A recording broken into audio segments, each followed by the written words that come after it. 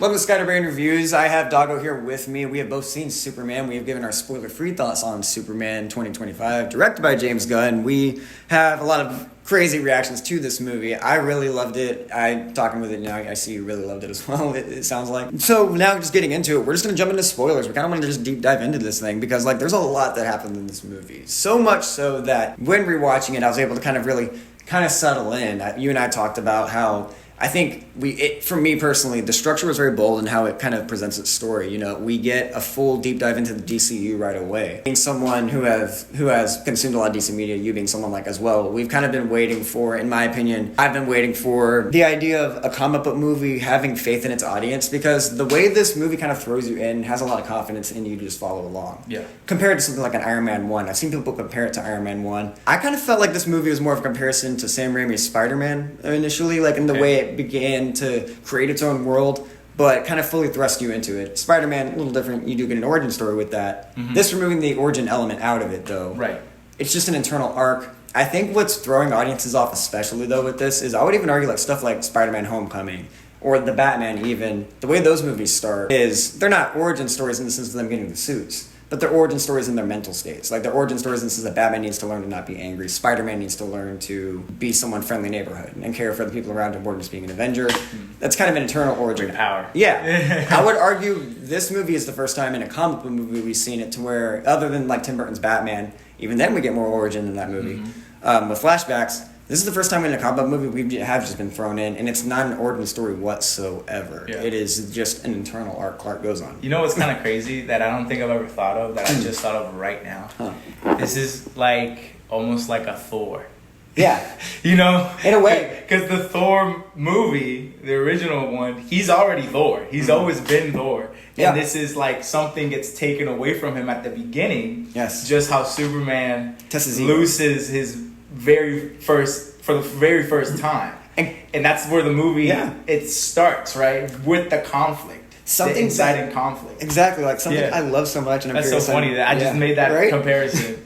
And and speaking of ego, and I think actually this movie did have it, what did you think, just getting the spoilers, just jump right into the character dynamics? Yeah. Lois, Clark, and Lex, but specifically Clark and Lois. I love that interview scene with Clark and Lois at the start, because that was when the movie really settled me in the first view, to where I was like, all right, I think we're good. Because the way it really just breaks down and dissects the character, it's like a 12-minute scene or so. Yeah. But I felt like I knew everything about these two in that one scene. Yeah. And what it really impressed me, though, is that they were able to actually kind of highlight something that not a lot of Superman media covers, is Clark Kent's not very big, but slight ego from having powers. Yeah. I like that, Rachel Brosnahan brings so much to Lois, but I love in this scene, it's you kind of get a sense that Lois is calling out, parts of his ego, but also is asking him tough questions he should be asked, and I appreciate that. It's a very realistic relationship compared to just being in love or will we, won't we date? They skip past that. What do you think of that whole scene?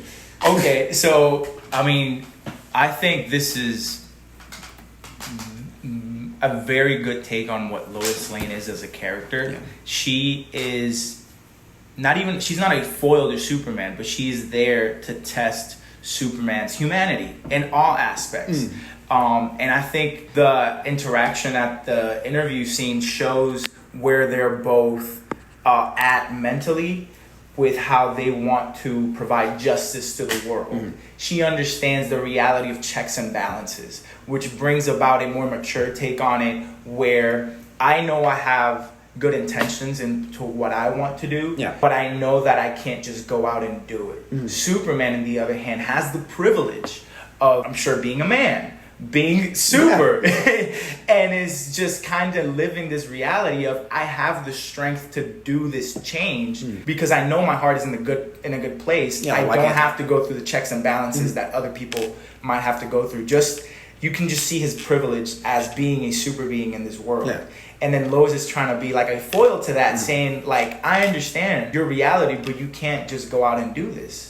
People go to college, get degrees, live in different countries, learn the language, learn the culture, learn journalism before they even try to touch this ground. And you go to a random country, well, not a random country, but you go to another country to try and stop a war because war is bad. I'm like, yes, war is definitely bad, and you could do this, you did, but now you have to realize there's consequences of this. And as tiny one size fix all or one size fits all answer to this. It's just a good dynamic, and you can see his frustration from not understanding where she's coming from in the interview, because this is the first time that he's actually realized it. So he was like, "Oh yeah, just do it. Like, oh, I'm an open book. I'm gonna be great." And she was like, "Are you sure? Because I'm not gonna sweet talk this, you know." And it brings a real dynamic being in a relationship myself about how it is to be in a relationship. Yeah, because someone who calls you out on your shit. Someone that calls you out on your shit. Because they want the best for you. They don't want to just dig on you, and it's actually so that in hindsight you can see that they're just trying to better you, or in that conversation obviously trying to get you to see where they're coming from. So it was really, I felt like I could relate. I'm sure a lot of people in relationships very much so can feel some relatability. Me and Leia definitely were chuckling at ourselves. We had like not dude, like if and it's really funny if you've had like a bicker spout with someone you love, like right before seeing the movie or in some way, because it's really just like that. It's so relatable in how it's written. That's what I think love about the scene, is that it's breaking it down to the characters. You know, you get an understanding of how they're together. They've been hiding their relationship. You find all of that in like under 5 minutes. They have a chemistry back and forth. It's clear they're hiding it at work. I like how this scene, but also it's the first scene in the movie. The first time I watched it, genuinely made me cry for one moment in particular. That was like I never related to Superman in a movie to this level, was when Lois is bringing up the fact that Clark is talking about this message. He's convinced his parents have told him to come save the world, and he's talking to Lois and he's repeating the message, and Lois talks about the fact that she does notice he looks at what people are saying about him and like what people are saying online. The movie's really three-dimensional because you get that sense throughout the movie that no matter what, Superman's going to help people, but like he does do everything he can to hide that emotional side of him. That's like, they don't see me as a hero. Like, I don't think it's ego. He doesn't want praise like Lex, but he never wants anyone to be afraid of him, and he's afraid of that. Right. It's crazy how you see someone like, you have to be Lex Luthor, someone with millions and millions of dollars and a cult following of employees and in order to go toe to toe against Superman. No, you don't. You can be someone like Lois Lane, who's worked hard at her craft to actually test Superman. Like, that's what I'm saying. He's so approachable. I think that's something that's really refreshing about the character, or just the story. Yeah. Superman is approachable, as opposed to this like image that we've created kind of through the past movies, past iterations, TV shows. You can go into Invincible, you can go into the Injustice world, where it's like, this is a god amongst men that you can't, like, you can only be so lucky to like reach him if you can. And if he does, he can, you know that he can step on you in any second. Like, I can never feel like this Superman could hurt anybody, or that even crosses his mind, like Homelander or anything like that. I think we've been saturated with that whole like injustice. Well, if you give omnipotence to a human, they're gonna immediately become corrupted. That is such a flawed narrative, and this is like the greatest example of that, because you have someone who's just born and raised in a farm in America. It's a nature versus nurture story. It's exactly. It's a nurture story, right? Like, it's not your nature to go and be corrupt right away. Yeah. We are good and bad and gray. And so I think that's where a lot of like the power goes into the movie, more so than even the action. Yeah. I think the action was great. We can talk about that too. I think cinematography, the way, I've never seen how characters fly in the way that they've shown it. I've always seen flying from like a cameraman standpoint, or like behind the back standpoint or something, but this one with the on your face, what they see or what they look like while they're flying, was a very different take on what flying is like. I think of like Neo flying at the end of the Matrix, you know, or like in the second Matrix, they showed him like that. People didn't really like it.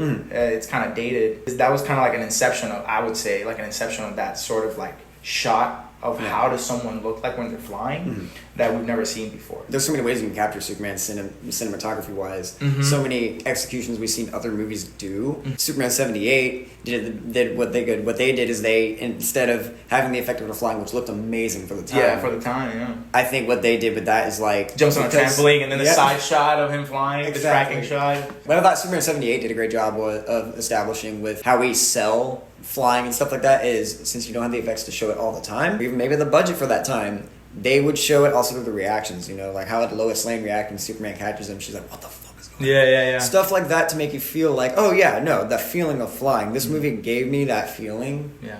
Superman 2025 gave me that feeling that those characters have in that movie, to where like it's been the first long time in a while where I was watching a movie, because I don't know everything about filmmaking, to the point where I got lost, to where I was even going like, how did they do this? Yeah. Like in certain fight scenes, because like the frenetic nature of it, how much you're juggling, the fact that there are action scenes that are still telling you about the story as well, like taking it back to Clark and how he and Superman are one person in this. Even in his fight scenes, he's a defensive character saving people. Like he wants to always make sure everyone's okay. That kaiju the fighting isn't even like the first thing on his mind. No, yeah. The he's kaiju like, fight is just like, he wants to help that creature. He's not trying to hurt it. He's like, I'm trying to mitigate the destruction of this battle as much as possible. Yeah.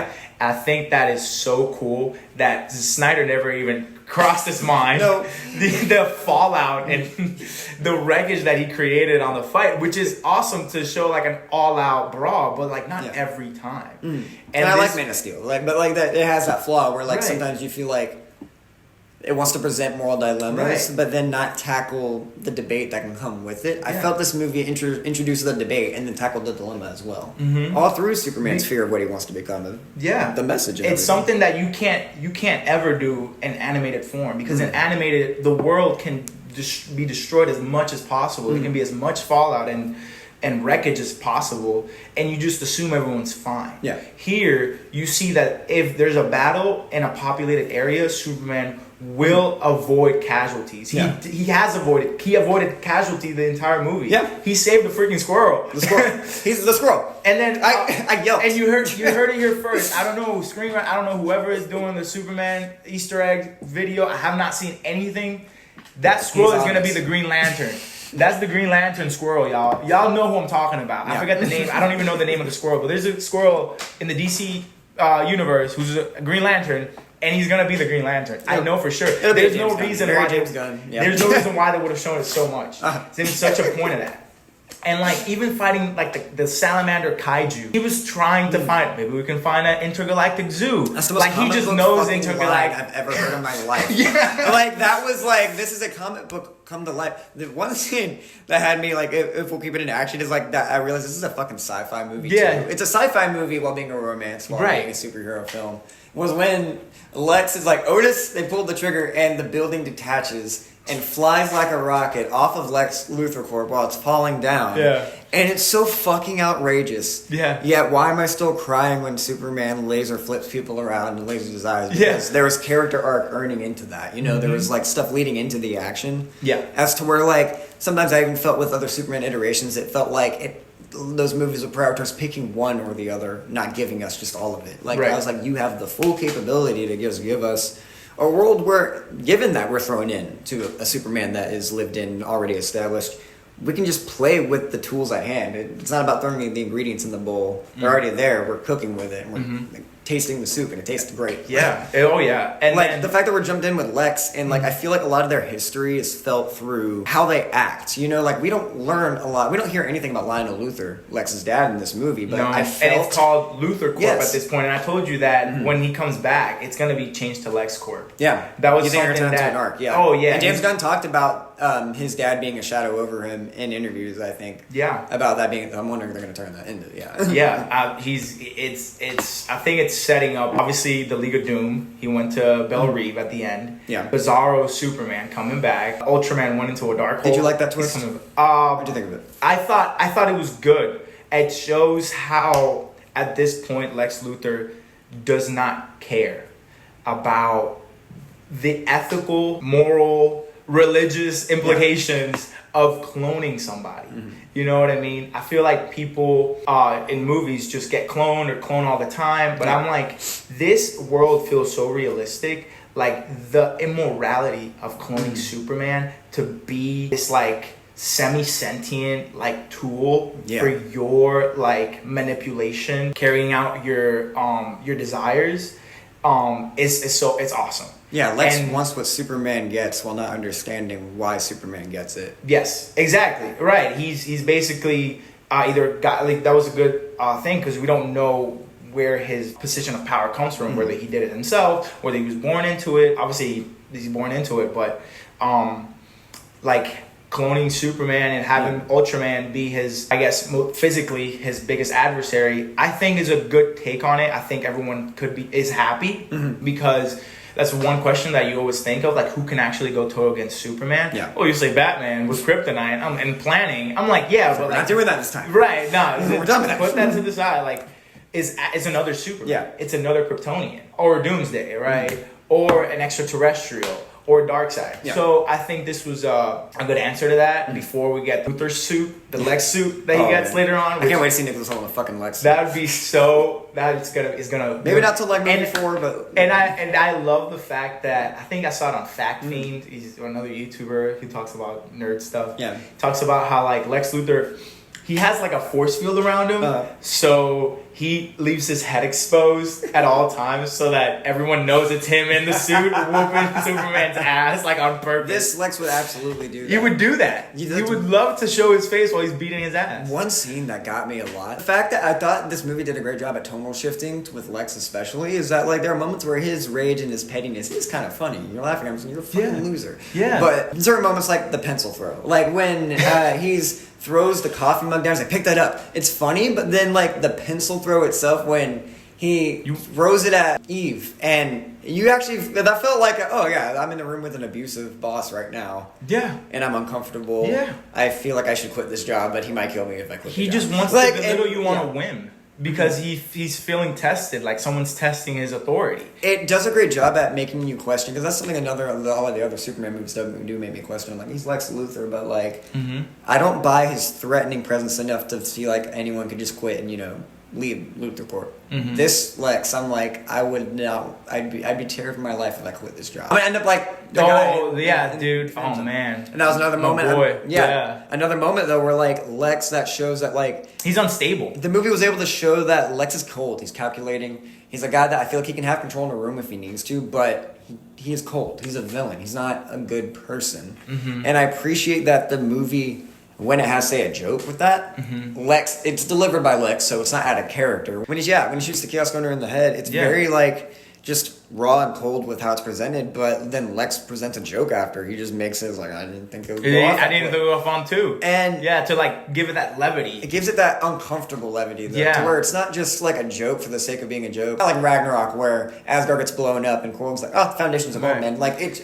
And this is someone with no powers, yes. Right? With someone with just their money and intellect, and then you and have it juxtaposed against Superman and Metamorpho. Metamorpho, one of the most powerful beings in the DC universe, already being an established character. That entire scene was another moment that made me just to pause on that for a second, to highlight David Cornsway and Metamorpho. I hate that I'm blanking on the actor's name. I love him so much. He's from Barry, but the Metamorpho's actor and Clark is another scene that did make me like tear up genuinely. And did make me feel kind of shaken was after he gets shot, Clark's audible just scream. He doesn't just say no, it's not anything cheesy. He just screams in pain and cries. Yeah, it's the moment you really get the idea. It's like nothing matters more to Clark than other people's lives. Yeah, like that broke him. Like he did not want to see that. But he still gets them to fight. It's like that was just such a powerful, I think, moment that you don't expect. But it's one of those like moments you see in a kid's movie where like, that moment where if you see a movie in a kid's movie you remember growing up with. I feel like kids, you see this movie when they're like 5, that's going to be a scene that kind of haunts them or sticks with them. Yeah, absolutely. Afterwards, but it's like, the Superman movie I saw back when I was a kid, that one scene, I was like, they were bold to put that in there. It's like we talk about... That's like the equivalent of like Dr. Ock killing the people in the surgery table. Hospital. In the hospital. I'm like, that's straight horror. That's straight Raimi, like OG Evil Dead, like horror scene. And this is gonna It's very presented like bold too. Like the camera's very zoomed in. It doesn't shy away from it. And I appreciated that. And you see the reaction from these meta-humans, like the dude is like, he's going to kill my baby. And he's going to kill my son. That highlighted, I think, like the dangers of complacency too. Like we're having a literal physical metaphor of forced complacency. Yes. Lex forcing Metamorpho to be complacent in what's happening. Superman being forced to be complacent. But of all the people not being complacent, it's the guy who gets shot. He's like, I'm not giving up the name. I'm not doing anything.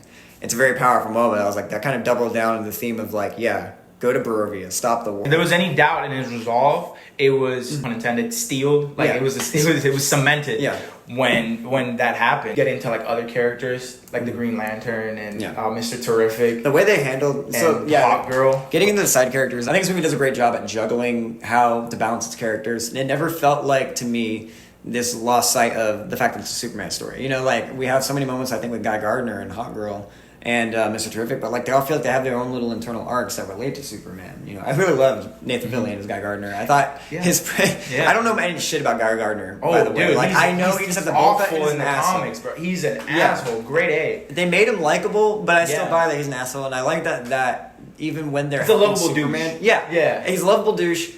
I'm wondering if like James Gunn made him nicer in this movie. Either way, I think he's still lovable because I like the fact that at the end of the day, he'll still help out. It's about the fact that's another reason I want to defend that whole moment where Superman doesn't go to the actual war at the end, is because like at that point, it's about the fact that his idea lived on. You know, you're tying up the loose ends with Clark fighting Lex, while we have a paralleling story with Lois having to find Lex and figure out what they're doing. But on top of that, you also have Mr. Terrific, and you also have Guy Gardner solving problems simultaneously. But it all works kind of in tandem, you know? Like that moment where Guy Gardner shows up instead of Superman to the kid. I love that. He's just like... it gives him... either way. Right. It makes him so human because it shows that Superman needs a team. He needs to work... The way he works best is by working with others. Yeah. Not by doing everything solo. People think that Superman can be fast enough, cool enough, fly fast, like do whatever... and fix all the problems around him, but he can't be everywhere at once. It's my biggest issues with... You know... One critique I do kind of want to push back on personally. Like, that I just kind of... Fundamentally, I don't see where it's found is... Personally, I found that Clark is so vulnerable in this movie all the time. Mm-hmm. He's always getting hurt. But he still wins. Like, he still has great moments where he shows the upper hand. Right, and he doesn't give up. There are people who have... I've heard criticism of this movie kind of saying that he relied on other people too much and that he didn't really have any good moments of his own or that he's always losing. I'm like, he lost, what do people want? Either he's a Mary Sue, right, where everything goes his way because he's Superman. Like that's one criticism everyone's had about Superman, that he's always able to like the comic take a Man of Steel that I heard. You know what I mean? Right. Like he's always holding back. You know what I mean? Like this is, but it's like no, like I know I have it in me to probably, I don't know, do a backflip if I tried, but like, you know what I mean? I might get hurt, you know? So like, he has all, but he's like, at the end of the day, he's just a regular guy who would much rather not even get into a fight if he can stop it. Now you have this take on it where it's like, he does need help from the people around him, his colleagues, his friends, his team. And I think it was expressed beautifully in the scene that you were talking about, how he didn't go to the war. He didn't. I thought in watching the movie that he was gonna be able to do both things. I'm like, when is he gonna fly to the war? Like when is he gonna fly to the other side of the world to like stop this war and then come back and fight? Fourth act, yeah. And I'm like, oh right, he can't do that. Like he is held up. Like he needs to worry about Metropolis right now being destroyed. Obviously, we got your back, Superman. Like, you know, they'll take care of the rest. And that scene, it works so well because it's like the idea of him transcended. Like the idea of Superman is transcended now to where it's like you can feel safe with just waving a flag. A hero will show up, not just Superman. Right, exactly, right. And I mean, I'm sure that kid is going to be a Green Lantern fan forever now. Guy Gardner's stand. This movie was kind of able to do it in a concise package where it was like all within keeping it a Superman narrative at the same time. I think that's so impressive. Yeah, I love how like this felt. It gave me nostalgia for growing up on Justice League Unlimited and Justice League, because that is probably my favorite DC show. Period. Yeah. Just the way that to me, like they are like the quintessential that universe cartoon because they would focus on characters other than Superman that were from the outer DC universe. You know what I mean? They have Orion. They had, I think the character was Fire. They had Mr. Terrific in the cartoon, and now he's in the movie. Like, they have all these side characters.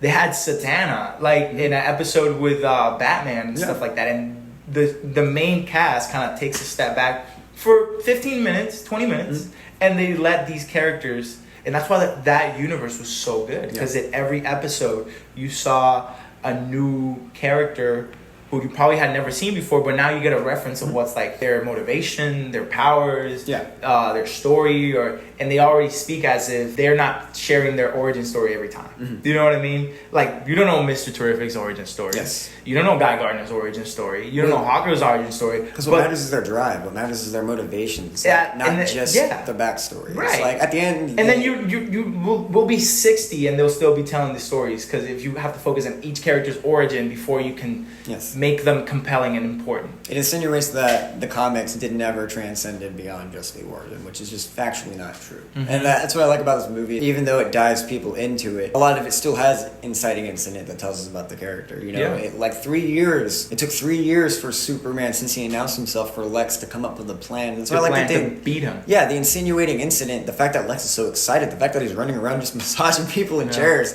and being like, yes, get him, is because it establishes that it's been... He don't miss. He don't miss. This motherfucker don't miss. He's so excited because the inciting incident is the fact that this is the first time Superman loses. Yeah. That's like a sweaty gamer. Yes. He's literally... The hate monkeys. Yeah, dude. The hate monkeys. Oh my god. In the pocket dimension. What do you think of the pocket dimension too in general? Like how comic booky that was? Yeah, dude.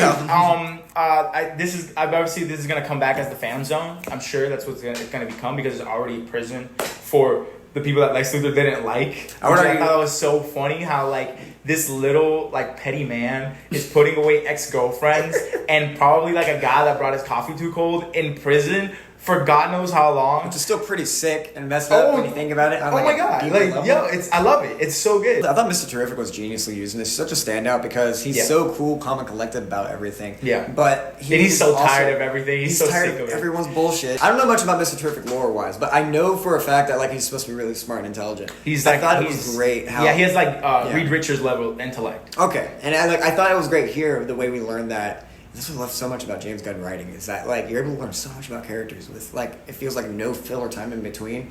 Mr. Terrific, just the way he talks about Lex, I get the vibe that they have definitely been in intellectual crosses at some point, because the way he just goes, this jackass made a freaking pocket dimension, or like open the black portal. Yeah. And like I love like just because you can doesn't mean you should. Black hole. Do you know that this can destabilize the entire structure of like space-time continuum? Yes. Like when he loses his mind about that, I thought that was so funny because it just it shows that he's intellectual. He knows what Lex is doing.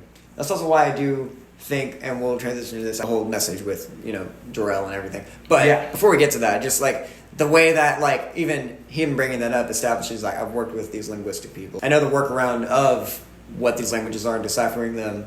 It's a real message. Like it shows that he's intellectual enough to know that too. He did it on his own. It wasn't right. It was confirmation for the audience to know that this wasn't like fake news that Lex Luthor created. Yeah. This is proof of actual so there's no doubt that this is the translation, which is what I was. If you can segue into the whole now motivation of Superman wanting to be a hero for Earth, because you and I liked it walking out, right? That was it. What's so weird funny about that is like the first viewing I was like, that's bold. Yeah. The whole time I didn't question if it was real or not until after the movie, because I got so lost in it. I guess maybe I'm just kind of tamed by like my Adventures of Superman kind of tackled this a bit, so I wasn't like as thrown off by the idea of it. But was that something that like really shocked you when they were like, we're actually sending you here to spread your seed? Yeah, no, like you have be fruitful and multiply. Yeah, I mean it's biblical. You know what I mean? Like you're the superior species, so your duty, your Superman as a god. Yeah, your duty is to guide these people into like an era of like utopia. This utopia of like Paragon, like how Krypton was before it got destroyed. Like you know what I mean? Like. What are you like? You're seeing these are flawed characters in their own narrative because although they might think they're doing something good, we might think as people we know best for what's best for others. But I mean, it's proof right there that you failed. You failed at what you were trying to do, but you are so stuck in your own reality, Jor-El and Superman's mom, that they're telling his son. Be like us. Yeah. We aren't there to guide you. We aren't there to teach you anything, but we can give you this message of be like us and do what we would do it in your place. Because the thing is that he had been doing what he thought they wanted this whole time, right? And that was his resolve. That was his like modus operandi, right? His MO. Obviously, he was only like corroborated by the way that he was raised by Martha and Pa Kent. That whole reality gets shattered when the engineer uncovers that they were actually trying to have him take over the earth. Really, obviously shows doubt in himself, and I'm glad that they used Pa Kent, his own dad, like to show him like, son, like, you do what you do. Make your mistakes. It was such Don't be like me. Don't be like your Jor-El. Don't be like anybody. Be who you know who you are. Like that was like the whole point. I think as a good parent should do, let the children make their own mistakes and learn from them themselves. Yeah. I feel like we always, like in life, try to listen to our parents' advice or go against our parents' advice for one reason or another. But at the end of the day, we do want to make people that came before us, our parents and our mothers and father figures out there, proud. But then you need to, like, at one point kind of grow apart from that and do your own on what it is that you want to do. Take the good, and you can push away whatever the bad that you see in that. Throughout the whole movie, we get Clark struggling with his relationship. We get him physically beaten. We get him physically put through the ringer. We get him mentally and emotionally put through the ringer.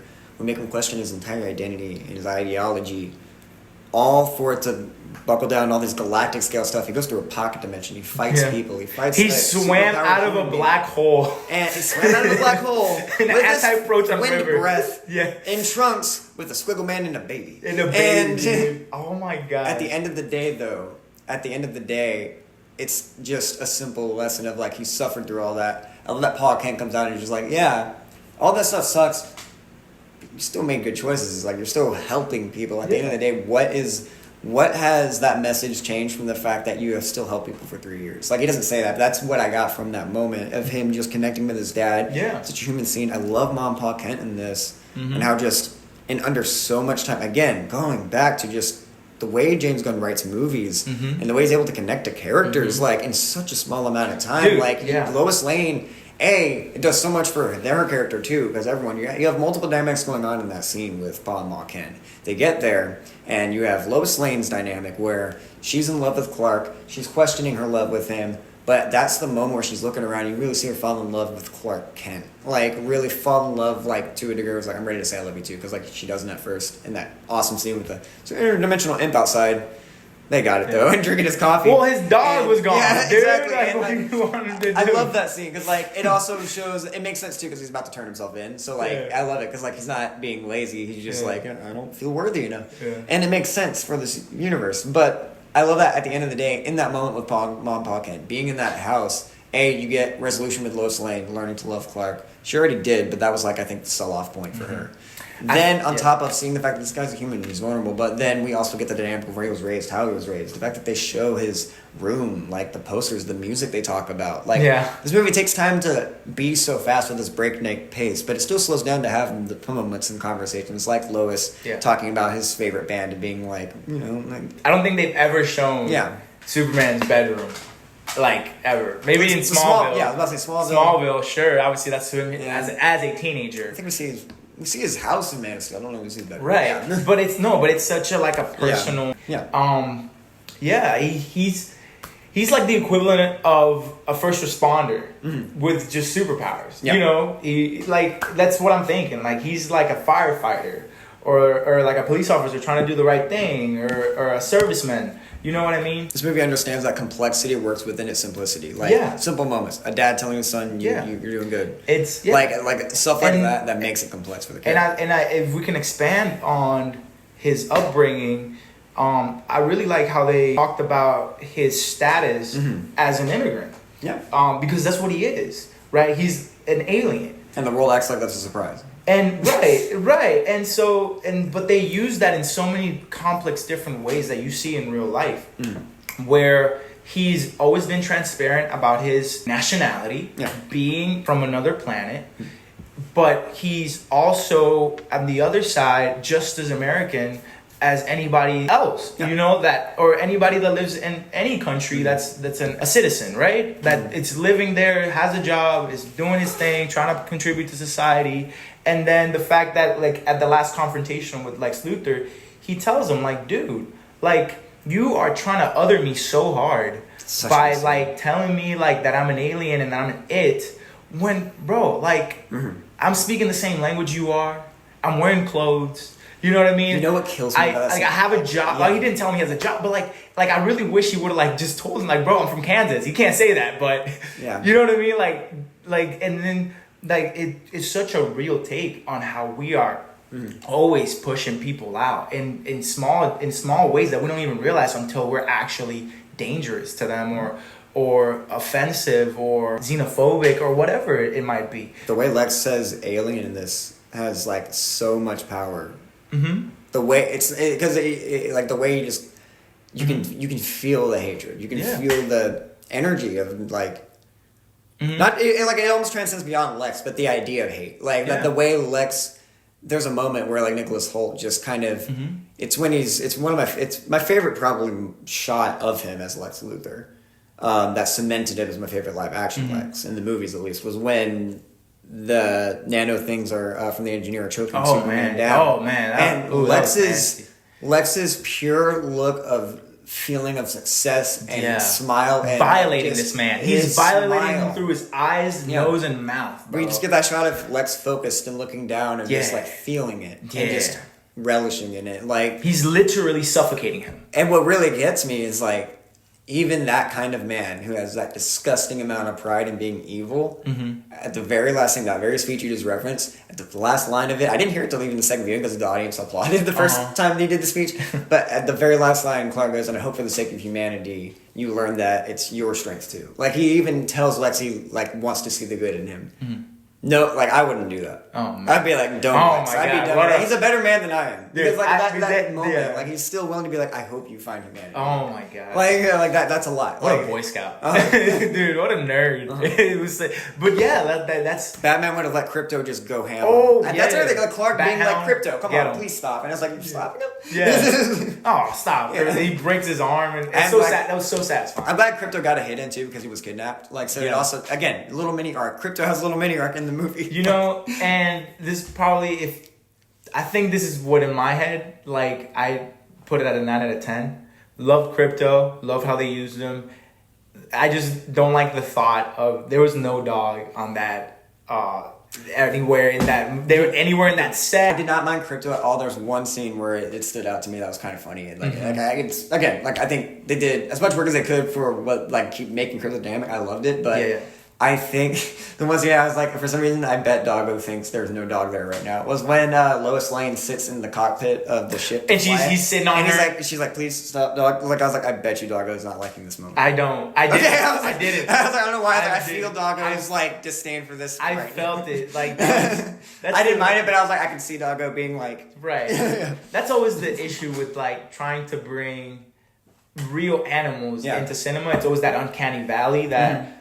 We have to like be careful with. It's just the uncanny valley with him is just kind of weird. It's not even just hating on the movies, just in general. I just find it bizarre. So if they want to make him a puppet in the future, sure, I'm fine with that. If they want to do a real dog in the future and then CG some of it, I can whatever. They can. I'm sure that he'll be there again because of Kara coming to Earth at the end, obviously. For me personally, I just want to get into it. Like, Supergirl, this is a character I've wanted to see for the longest time. And this is someone, I think, we've gotten her in, CW show before. This was the first time I thought we got Kara, just in the very few minutes of screen time, we've gotten like an authentic Kara on screen that's flawed and interesting. I'm excited to see more of her in her movie. But were you surprised by the Kara camp? Did you think we were going to get Supergirl in this movie? Or were you surprised by that? I had no idea that they were gonna bring Kara Zor-El into the movie. I think it's really refreshing. Just makes it even better as far as like a universe of characters that are all independent from one another. Yeah. And then they just happen to overlap. Having Crypto be the pet of Kara is actually explains a lot based on how they portrayed her, which is something very refreshing. How you said in the comic, it's more aligned to who she is. She And then if you're gonna translate that into contemporary times, she is a party goer, like young adult, like that's who she is. Just the fact that she comes in like hammered drunk, like flies in hammered drunk, like I'm here to pick up crypto.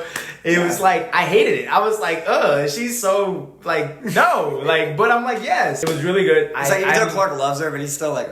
I'm glad that they like deviated from the typical Superman, but a girl. Like, yeah, sure, she's a Kryptonian. She is Supergirl, takes on the mantle of Supergirl based off of Clark, but she is her own character, which is something that people I think use a lot to kind of just poke fun or like make fun or like shut down female superheroes because they're like just male versions of them. But I'm like, well, if you take it on this direction, she's her own character. Yeah. Obviously, you can see it clearly on the minute that she had on screen. This is not Clark Kent. This is someone who grew up in Krypton, saw her whole entire life get basically uprooted, got sent to Earth, got caught in a time stream where she didn't age to then crash land on Earth after Clark was already an adult. And I'm like, okay, yeah, she's gonna have a lot of baggage. And the fact that she's like a party goer, I'm sure Driggs does whatever, goes to a planet with a red sun to get high. Like it's very, I'm like, yeah, she would do something like that. So this is very good groundwork for what they will do in the future. I love that on a macro level. It's planet destroyed, trauma from that. How do you deal with it on a micro level? I'm sure she got brain damage from getting caught in a time stream. on a micro level, though, it's literally as human beings deal with their family trauma. Yeah. Clark having a little bit well put together. Yeah. His cousin who likes to drink and come around and party go crazy. I'm like, I live that. Not from the planet getting destroyed part, but just like having cousins or that family member that like you relate to in some ways, but also in some ways like there's the uncle or that guy. And I'm so, and you know what? It feels so human. You know what's exciting about seeing that character? Yeah. She can be the vehicle as to like to show other planets in this DC universe. You don't have I've already gotten confirmation that Supergirl's a cosmic movie, which is you know what I mean? So different. So right, which is. I mean, they've done it with Green Lantern, but obviously the entire Guardians of Oa and the entire Green Lantern Corps, they're all different species from different planets.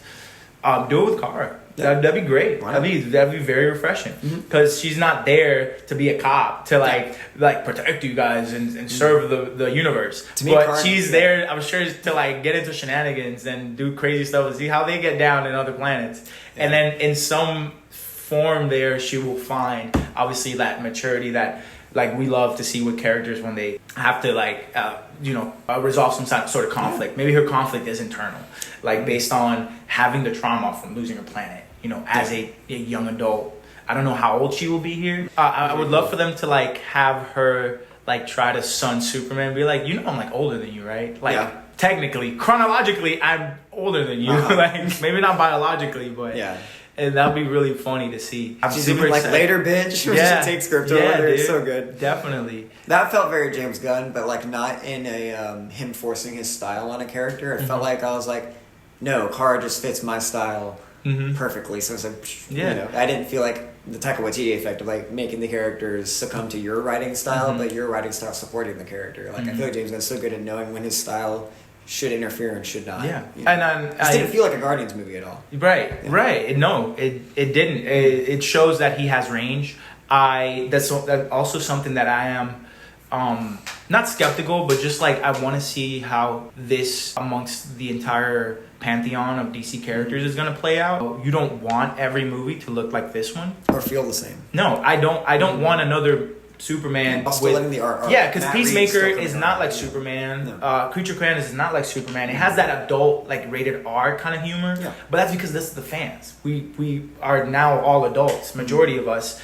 But you can still bring your kid to watch Superman, right? Maybe not watch Creature Commandos. That's a little different. But like, definitely see how this will look for the next movie, which will be the Kara, I'm sure, and different director, different writer too. Right, exactly. So hopefully eventually with Batman, with Brave and the Bold, how that will look. Whoever that may be, I'm excited to see who they pick. Yeah. So I feel like it was a great jump off point. Like Kara is not a character in Superman. Yeah. She was definitely like an outcast from. And then speaking of not outcast, but characters in the Superman movie. Jimmy Olsen, man. Shout out Jimmy Olsen. Great smooth transition Olsen, into the dude. smooth man himself, Jimmy Olsen. Dude. Significant lack of, for my comfort, him being a CIA agent who gets shot in the head. I would preferred that. Yeah, you know? right. Right, having a dome, bro. Like, yeah. Oh my god. I love how, again, going back to the humor with him. You didn't miss my hero. His whole shtick. He already is. Yeah, like his whole shtick of like being like this guy who gets all the women. Oh, dude, he's got the unspoken riz, bro. It's great. Like he's him. Yeah. Like he's so him in his own way that it shows like in the world that they're in. I'm like, with the short amount of Jimmy we got, I really felt the history. He's like, McLovin, bro. Clark walks in talking on the phone, and Jimmy just congratulates him on the fucking story. Like, yeah, like you feel that like kind of lived in history with them. You don't get a lot of Jimmy, but like, no, you get who he is. But when you it's do, bro, he kills it every time. And if it wasn't for him, they turn his humor into a plot point. Yeah. Like it makes it part of solving the mystery. Yeah. We would have still believed that Superman is trying to get a harem of women pregnant and enslave us through inseminating like people all over the world. Like it's so. I do not. That's the one thing I'm like. I made a joke of this before. Yeah. The fact that unanimously everyone agrees that the Daily Planet it's such a. It transcends Fox. Right, dude. The news, like if Daily Planet posts something, I was like, oh yeah, no, that's church. Like that's like the word of God himself. There's some and the fact they literally came up with like, okay, let's write an article while we're in the middle of a freaking emergency and just type it up on this ship, and then they send it based on a picture that got sent by Lex Luthor's girlfriend who was in love with Jimmy Olsen. Like, dude, and everybody's like, oh my god, what have we done? Superman, we are so sorry. Everyone just bought it immediately. They didn't believe it. Sorry. Yeah, they took it all back. Oh, was that Superman? He was always awesome. Yeah, that was the most unrealistic part of anything. The news retracting a statement. Yeah, right. Being sorry and saying sorry. Yeah, that's do you know what's weird though? It's weird. 0 out of 10. Terrible. Unbelievable. On one end, 3 years ago, maybe even 4 years ago, 5 years ago, I would have said that's unrealistic. Nowadays, I'm like, them turning on Superman like on a dime is not too unrealistic.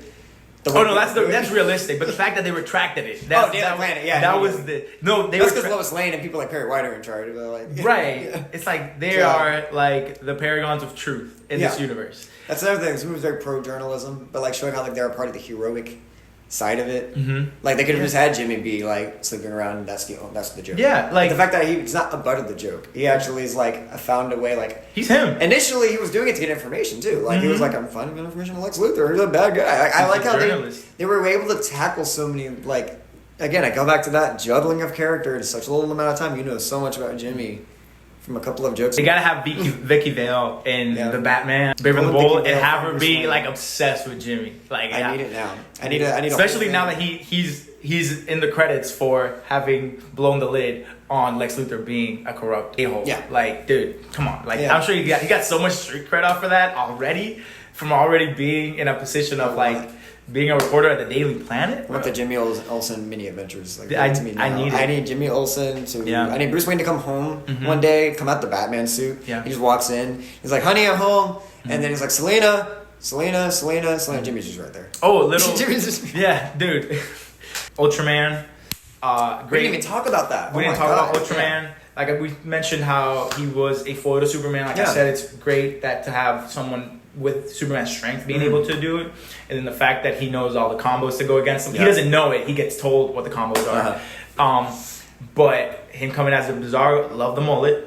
Yeah, look great. You guys, I now it kind of like the stare was menacing too. It defeats the point of giving Superman a mullet eventually, which I'm always for the Superman mullet. Maybe 20 years. Like, no more Death of Superman for about 2 decades. We don't need a death. He doesn't need to die. But I just wanted to get the mullet, and obviously we got it with Ultraman. Corn Sweat, just get it with a wig. Cool, great. Obviously he's gonna come back as Bizarro. I don't know how they will do it this time. CW did it with the whole he talks in reverse and it's actually really menacing and scary. Yeah, I don't think I watched the CW version. Obviously, knowing James Gunn, he's probably gonna make him sort of a gag character who's like. I think he's gonna make him tragic. Do you think it's gonna make him tragic? I think he's gonna be sympathetic as hell. Like I think he's gonna come back. I would love for them to tackle one thing that I do because he's an abomination. His entire existence is an abomination. Mm-hmm. Like I said before, like one small nitpick from Lex Luthor's like just diabolical genius. That's one nitpick I had is like I could have used maybe Clark or Superman going like, hey, like a little more like resolve after he slams him into a bus and sends him into a dark hole. Like maybe he feels a little bad. Like I kind of just leveled my own clone. Yeah, I feel like he's a little sentient. This is a nitpick, but I feel like they're actually going to tackle it. Like, I think he's going to come back. Mm-hmm. I actually think that'd be cool to turn it into an arc of, like, I kind of feel bad for sending you into this dark hole. Maybe I can find a home for you or something. Like, that'd be cool to, like, turn it into a sympathetic thing. And it sets up, like, a possibility for, like, a Superman family, how there's going to be a Batman family. It's already confirmed. Mm-hmm. Have Bizarro be part of the Superman family. Yeah. You can be living 300 years of metahumans in is you can just, now you have a canvas to pick and choose. Yeah, dude. Talk about the Engineer. What do you got? Engineer, the Authority, a group of anti-heroes. She's definitely going to be back. Little side note, I don't know if anybody's addressed this online either, but I want it to be known. That actress, Maria Gabriela, she is a childhood crush of mine. Okay. Because growing up in the DR, in Nickelodeon, there was a kids soap opera that would come out called Isa Te Kaeme, TKM. Yeah. And she was the protagonist. She was nice. Isa. That's why I said Isabella, because her name is Isa in the show. Okay. And she's a childhood crush of mine. Like, she's a Venezuelan actress, dude. And I'm so glad. I'm like, it's like full circle moment. What a roundabout thing. Like my childhood comes to life in the movie of my childhood. Yeah. The Engineer is my childhood crush. It's insane, dude. And I remember I watched the hell out of that kids soap opera. And good that she's working, and now she's a hero, and she's got a Funko Pop with her. It's crazy. But I'm sure she'll be an authority as well. What I want to see is explaining more of why she disliked Superman so much. That was a missing element for me too. It felt like she was kind of like an extension of Lex's motivation, but not having her own. Like she said that one line about being like, I gave my humanity up to take it out. From Superman. Love it. She called Superman it to show like the villainy. Right, and but then she's an it too now. Yeah, like, it's her. You know what I mean? In her own way, having sacrificed her own humanity. Yeah. And so I do appreciate that moment where Clark does try to talk to him for a second in the football stadium. Great fight scene. But like when he's like, like guys, please don't do this. Like try, but like he tries to level with them before leveling them. So what I think could be a good explanation as to why she did it. Obviously, she might sympathize with Lex. Obviously, she sympathizes with him severely the entire movie up until she gets knocked out. Maybe because of the whole thing of like he's an extraterrestrial and he's got too much power. I'm thinking that they'll probably have her, if there's a prequel for the Authority or an origin, she's gonna have some sort of interaction with Kryptonians at some point in the past. Maybe maybe she's encountered another extraterrestrial that she fears taking over. Like if there is an Authority, they can have the Kryptonians from All-Star Superman, the ones that came to Earth, trying to do basically what Jor-El and Superman's mom. And I forget Jor-El's wife's name. I'm sorry. They were actually trying to take over the Earth because they feel like they're superior. Yeah. And maybe have her an interaction with another Kryptonian, have her be the reason why I never believed Superman. Yeah. But then that's going to be sort of weird because she didn't know his motivation. Obviously, they know that he didn't know that. Yeah. That his parents were actually sending him to control Earth. I would like to see more of the Engineer, most of the rest of the Authority. Kind of closing thoughts, just real quick. I love the movie myself. Really enjoyed it. Just a really damn good Superman film that really understood where the characters are coming from. I can't wait to see more. Closing thoughts. Like I said earlier, this is going to be the last Superman movie. Totally fine with it. Good self-contained masterpiece. Generational. I have only seen it once, so I'm sure if I watch it again, there'll be some more stuff that I could probably nitpick at. But overall, this is a good neogenesis for the DC with James Gunn at the helm. This is going to be what's going to make them more money than what they already got. So hopefully so. Yeah. Kind of ironic, but as a fan, I'm excited. Go watch Superman if you haven't seen it. It did what it was set out to do, which was to be a successful, compelling Superman story. And it hit the mark. So. Came in, hit all the beats, left. Agreed. Yeah, love this movie. So crazy about it. Favorite movie of the year, easily. I can talk about it nauseam, man. This movie just really made me feel hopeful, made me feel optimistic, made me feel happy. Like it just did what we needed to. I'm excited to see more. But yeah, guys, thank you so much for watching. It's Summer of Superman. We've had so much fun. Thank you. Seriously, thank you so much. I hope you love the character as well. What did you think of the movie? Tell us what you thought down below. Leave a like, leave a comment.